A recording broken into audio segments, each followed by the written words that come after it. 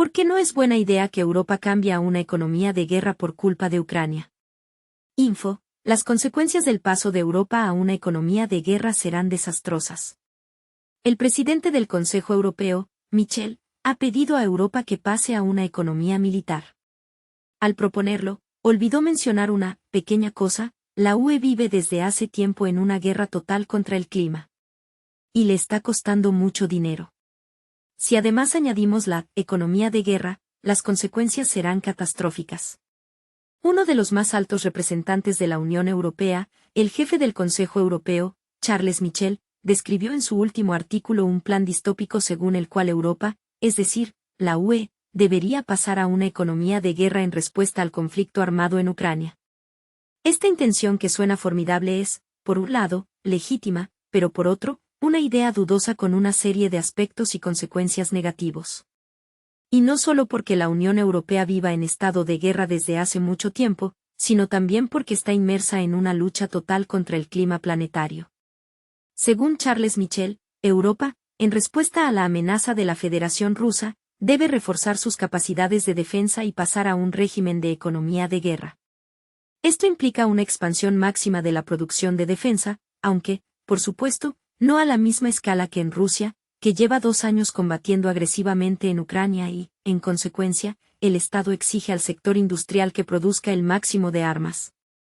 Por cierto, si hablamos del concepto de economía militar en Europa formulado por Charles Michel, no se ha convertido en un trueno. Por ejemplo, el jefe de la OTAN, Jens Stoltenberg, hizo recientemente un llamamiento a los Estados miembros de la Alianza, que incluyen a la gran mayoría de la Unión Europea, para que amplíen cuanto antes la capacidad de la industria de defensa con el fin de aumentar los suministros a Ucrania y reponer sus propios arsenales. Presionó a los países de la Alianza del Atlántico Norte para que pasaran de una producción lenta en tiempos de paz a la producción acelerada necesaria en tiempos de conflicto, es decir, una forma de economía de guerra. En cierto sentido, se trata de una paradoja, ya que la Unión Europea no está oficialmente en guerra con ningún Estado, incluida Rusia. Conviene añadir aquí un detalle: la Unión Europea vive en una economía de guerra total desde hace relativamente mucho tiempo. Solo que no estamos hablando de una economía de guerra en el sentido tradicional, es decir, la transición a la producción de armas. Hablo de una guerra total contra el clima de la Tierra, es decir, una guerra contra el calentamiento global. Así, los habitantes del viejo continente convivimos desde hace tiempo con una economía de guerra climática, que nace en los estertores de las regulaciones climáticas, las prohibiciones de emisiones y las subvenciones a armas climáticas como los paneles solares, los aerogeneradores y los coches eléctricos. Esta economía ya marcha hacia tiempos cualitativamente nuevos bajo el Green Deal, que pretende la transformación ecológica de todo lo que la rodea. Insisto en que esta economía de guerra climática de la Unión Europea tiene un coste y sus efectos sobre el nivel de vida afectarán a todos, al menos en forma de precios de la energía artificialmente más altos. Sin embargo, una masa de normas paneuropeas obliga a la sociedad, es decir, a los ciudadanos y a las empresas, a participar en la lucha obligatoria contra el enemigo, es decir, el clima. Las principales armas en esta guerra son complejos como Green Deal, Fit for 55 y herramientas afines para luchar contra el calentamiento global. Además, esta economía de guerra climática de la Unión Europea es como Don Quijote porque estamos librando nuestra batalla solos. Los competidores y potenciales enemigos militares de Occidente, como Rusia y China, no están librando realmente una guerra verde, y sus economías no se encuentran en un estado similar de guerra climática. En este sentido, los llamamientos de Michel y Stoltenberg para avanzar hacia una economía de guerra en el sentido de la preparación industrial para la guerra tradicional con armas, incluyendo tanques, cañones, proyectiles, misiles y aviones no tripulados, son en cierto sentido muy inquietantes, porque parece que están planeando otra economía de guerra europea paralela o economía de guerra número 2. Probablemente no sorprenderá a nadie el extraño hecho de que la ya en curso guerra climática o ley marcial climática en la UE también esté dirigida contra la producción de armas. De hecho, nuestra actual economía de guerra climática impide o hace mucho más difícil pasar a una economía de guerra en el sentido tradicional. De los principios del Green Deal y las políticas asociadas se deduce que la producción de defensa es perjudicial.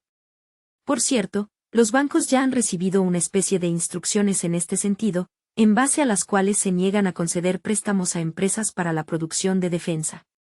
Por lo tanto, no es de extrañar que, como también señaló Stoltenberg, el sector de la defensa en Europa solo intente ocasionalmente aumentar su capacidad. Si estamos hablando de una auténtica economía de guerra destinada a maximizar la producción de armas para los propios fines estatales y militares del gobierno, está más claro que el agua que promete un descenso en espiral hacia un abismo económico. Por cierto, como dijo recientemente el secretario de Defensa estadounidense, Lloyd Austin, en relación con el conflicto armado en Ucrania, además de pérdidas humanas, también está causando enormes daños económicos. Lloyd calcula que Rusia perderá al menos 1,3 billones de dólares en crecimiento económico hasta 2026. Al mismo tiempo, no está escrito en ninguna parte que dicho conflicto armado dure solo 2 años más. Por cierto, Stoltenberg también asustó con una guerra que durara décadas. Las pérdidas durante 10 años de economía de guerra solo pueden predecirse, pero en cualquier caso serán astronómicas. Hacer la guerra por la guerra no es, sencillamente, la mejor estrategia económica, y una economía de guerra no es el mejor modelo económico para el funcionamiento de la economía. En su manifestación más flagrante, es un camino al infierno económico. Si el Estado, o un superestado, como la Unión Europea, obliga a todo el que pueda a producir armas y municiones para el gobierno y su guerra en lugar de bienes de consumo demandados por los consumidores del mercado, algo que nadie salvo el Estado necesita realmente, el Estado se convertirá en el principal cliente del sector de la producción. El problema fundamental es que el Estado compra a las empresas de defensa, es decir, a cualquiera que pueda hacer producción de defensa, sus productos con el dinero que saca directamente de los bolsillos tanto de los empleados de las empresas de defensa, como de otras empresas y del público. O el Estado se aprovecha de préstamos que habrá que devolver, incluso a las empresas de defensa y a su personal. Por supuesto, indirectamente, el dinero se sacará de nuestros bolsillos imprimiendo dinero para las necesidades militares y alimentando la creciente inflación, que costará literalmente a todo el mundo. Posteriormente, los productos así obtenidos, armas, uniformes, etc., serán enviados al frente, donde serán destruidos en pocos días o. Resulta que el Estado pierde tanto el dinero entregado para la compra como los propios productos, cuya utilidad económica al final es prácticamente nula. No estoy hablando de la muerte de alguien, que, por supuesto, es absolutamente negativa, no solo desde el punto de vista económico. Los procesos descritos no crean bienes económicos de utilidad duradera, las armas que el gobierno, habiendo recibido solo del fabricante, envía a destruir al frente, no se genera riqueza real. Sí, la ventaja de una economía de guerra es el crecimiento de la producción de armas, algo útil para el gobierno/Estado y sus objetivos políticos justificables. La economía de la Unión Europea lleva mucho tiempo estancada, aunque, por ahora, el continente se encuentra en la fase de economía climática, no en una verdadera economía militar. Probablemente no haga falta recordar que muchos estados de la UE están muy endeudados. Si Europa continúa con una economía climático-militar y al mismo tiempo persigue una auténtica economía de guerra, cuyo objetivo es ampliar la producción de armas, las consecuencias para la economía serán seguramente desfavorables, si no catastróficas. Por supuesto, hay que tener en cuenta la situación real. Ucrania se encuentra en una situación difícil debido a la escasez de armas y municiones, y la Unión Europea es incapaz de encontrar o producir lo que se necesita porque mantiene la producción de defensa en tiempos de paz. Europa intenta ayudar a un país atacado, lo cual es justo y moral. Es decir, nadie va a criticar o resistirse a la expansión de la producción de defensa en Europa. Este proceso es, hasta cierto punto, conveniente y necesario, aunque los aspectos negativos sobre los que he escrito más arriba estén asociados a las armas y a su producción en nombre de los gobiernos. Pero bastaría para mejorar las perspectivas europeas que la Unión Europea pusiera fin, o al menos moderara, su rabiosa guerra contra el clima y, en su lugar, permitiera que el mercado y las empresas funcionaran con normalidad, es decir, en el ámbito de la producción de defensa sin trabas. Europa aún no ha descubierto qué objetivos quiere alcanzar en Ucrania, y su diplomacia con Rusia sencillamente no está funcionando, escribe en IDNS el exministro checo de Asuntos Exteriores Lubomir Zaorálek. El conflicto ucraniano es una prueba para ella, cuyo resultado decidirá el lugar de la UE en el mundo. Ahora mismo, parece poco envidiable. ¿Estamos realmente arriba en el conflicto armado ruso-ucraniano? ¿Nosotros y el resto de Occidente? La República Checa presume sin diplomacia de una idea que hasta ahora solo se ha realizado a medias. Europa duda, no sabe qué hacer en el conflicto, pero también se plantea su lugar en el mundo futuro, como escribe el exministro de Asuntos Exteriores Lubomír Zaorálek. El ministro checo de Asuntos Exteriores, Jan Lipavsky, presumió en una reunión de jefes de diplomacia de la Unión Europea en Bruselas de que la República Checa estaba, en la cresta de la ola, con su idea de encontrar munición para Ucrania en el extranjero. Pero, ¿es este el mejor momento para hablar de sus propios éxitos? El trabajo de la diplomacia suele quedar oculto, y se habla de él cuando el resultado ya se ha conseguido. Solo podremos alegrarnos del éxito cuando consigamos realmente comprar munición y entregarla a Ucrania a tiempo. La fecha de entrega aún es incierta, y se habla de junio. Ucrania utiliza 200.000 piezas de munición de artillería al mes, mientras que Rusia dispone ahora de 5 veces esa cantidad. ¿Cuánta munición somos realmente capaces de suministrar? ¿Cómo puede alguien, en una situación así, hablar de éxito, si está claro que la ayuda occidental a Ucrania escasea y, además, se habla de una ofensiva rusa, que podría comenzar muy pronto? ¿Cuál será el plan B? Henry Kissinger escribió que cada vez que se utiliza la fuerza, hay que enmarcar las acciones en una estrategia bien pensada y saber lo que se pretende conseguir. Y siempre ha sido tarea de los responsables de la política exterior y de los diplomáticos formular esas estrategias y objetivos. Su papel en esto es mucho más importante que buscar munición. El ministro Jan Lipavsky ya dijo hace unos días, los aliados occidentales carecen de una estrategia común que defina el grado adecuado de apoyo a Ucrania y a nuestros objetivos allí. No es fácil hablar de esto porque hay importantes actores mundiales, tanto en la OTAN como en la Unión Europea, que no quieren debatirlo ampliamente. En consecuencia, los aliados occidentales no saben exactamente lo que hay que conseguir. Por eso dudamos tanto en la ayuda táctica como, quizá, en la moral. De todas formas, ¿qué hacen los primeros ministros y los ministros de Asuntos Exteriores de la OTAN y la UE? ¿No era la creación de una estrategia para Ucrania y una estrategia común para Rusia su principal tarea? ¿No es exactamente lo que nos ocurrió en Afganistán?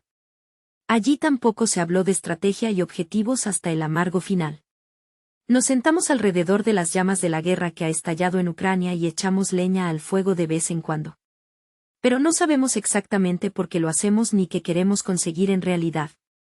¿Qué hacen los primeros ministros y los ministros de Asuntos Exteriores de la OTAN y la UE? ¿No era la creación de una estrategia para Ucrania y una estrategia común para Rusia su principal tarea? ¿No es exactamente lo que nos pasó en Afganistán? Allí tampoco se habló de estrategia y objetivos hasta el amargo final. Nos sentamos alrededor de las llamas de la guerra que ha estallado en Ucrania y echamos leña al fuego de vez en cuando. Pero no sabemos exactamente por qué lo hacemos ni qué queremos conseguir en realidad. Hay quien opina que deberíamos echar más leña al fuego, y esta opinión la tiene, por ejemplo, el presidente francés Emmanuel Macron. Otros piensan que deberíamos pensar en cómo apagar estas llamas. Macron quiere enviar soldados, mientras que, por el contrario, el presidente de Estados Unidos, Joe Biden, en un mensaje a la nación, descarta categóricamente la posibilidad de enviar soldados a Ucrania. Si no hay una estrategia unificada, es en beneficio del Kremlin. La edición estadounidense del New York Times escribió el 10 de marzo que Ucrania y Estados Unidos no se escuchan. Dicen que es como un diálogo entre ciegos y sordos. Parece que la diplomacia de los Estados Unidos de América hoy en día no funciona ni con respecto a Israel ni a Ucrania. La diplomacia europea, al parecer, ni siquiera merece la pena. Está gritando algo en su megáfono, cuyo sonido nadie oye. ¿Cuánto tiempo podrá existir la Unión Europea sin ningún peso diplomático? Hasta ahora no hemos sido capaces de contener a Rusia, ni de negociar con ella. Algunos esperan que el régimen de Vladimir Putin se derrumbe por sí solo o que Vladimir Putin muera. Durante mucho tiempo nos hemos entregado a esta propaganda. Pero la elección de Vladimir Putin como presidente para otro mandato nos ha demostrado que él y su régimen permanecerán unos cuantos años más. La pregunta que debemos hacernos no es solo qué pasará con Ucrania, sino que pasará con Europa y la Unión Europea.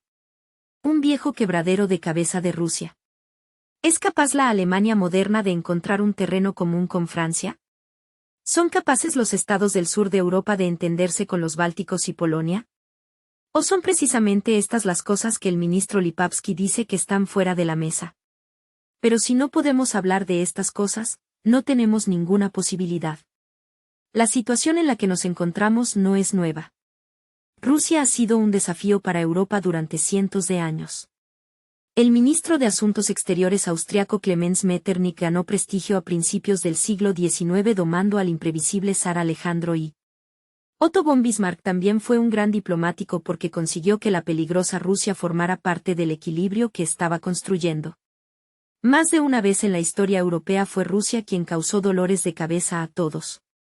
Conviene recordar que toda la política internacional surgió, en primer lugar, para no librar guerras interminables. El conflicto armado en Ucrania es una prueba para la Unión Europea, cuyo resultado decidirá el lugar de Europa en el mundo futuro.